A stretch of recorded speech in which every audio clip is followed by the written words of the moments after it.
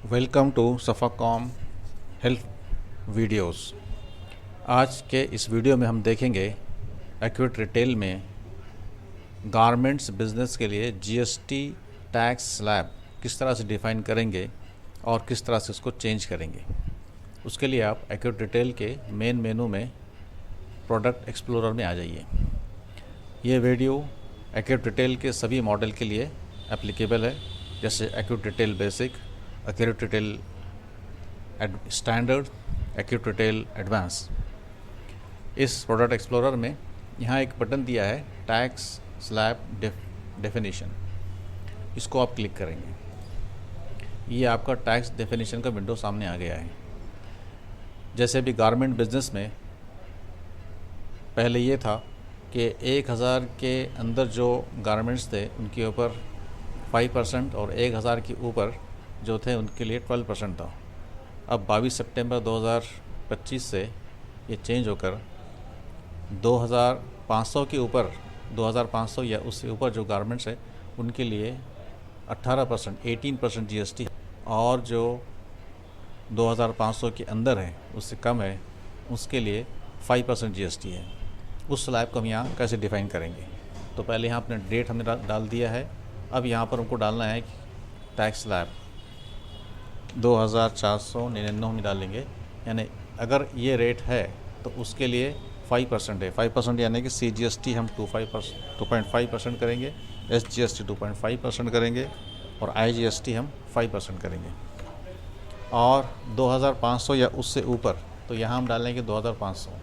ये हमने इधर जो डाला है प्रोडक्ट रेट अप टू यानी कि यहाँ तक, और ये हम डाल रहे हैं product rate from and above, from 2005 and above, उसके लिए है 18%। 18% के लिए हम CGST में 9%, SGST में 9% एंड IGST में 18% करेंगे और इसको सेव कर देंगे। ये सेव हो गया है। अब ये सेव होकर यहाँ पर ये दिखा रहा है, आपको रिकॉर्ड सेव हो गया है। अब इस पर आप क्लिक करेंगे तो यहाँ पर आपको वो दोबारा दिखा देगा।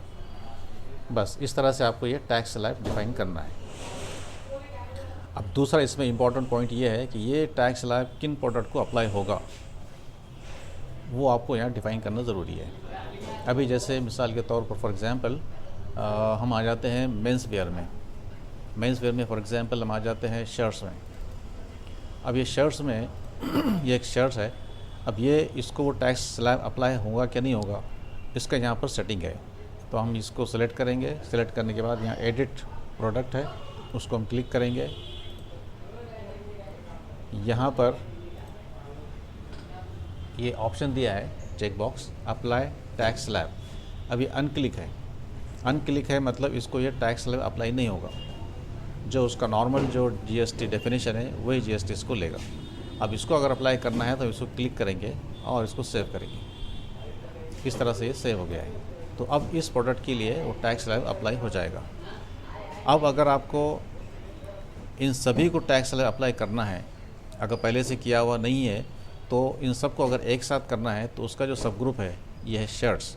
तो शर्ट्स को हम सेलेक्ट करेंगे और शर्ट को सेलेक्ट करने के बाद यहाँ पर ऑप्शन दिया है राइट में चेंज टैक्स स्लैब, इसको हम क्लिक करेंगे। अब यहाँ पर देखिए जो हमने सब ग्रुप सेलेक्ट किया था वो यहाँ पर दिखा रहा है शर्ट्स, और यहाँ पर ये ऑप्शन है अप्लाई टैक्स स्लैब। अगर इसको मैं क्लिक करूँगा और क्लिक करने के बाद ये क्लिक करूँगा apply tax slab to products of sub group, which sub group, this सब ग्रुप।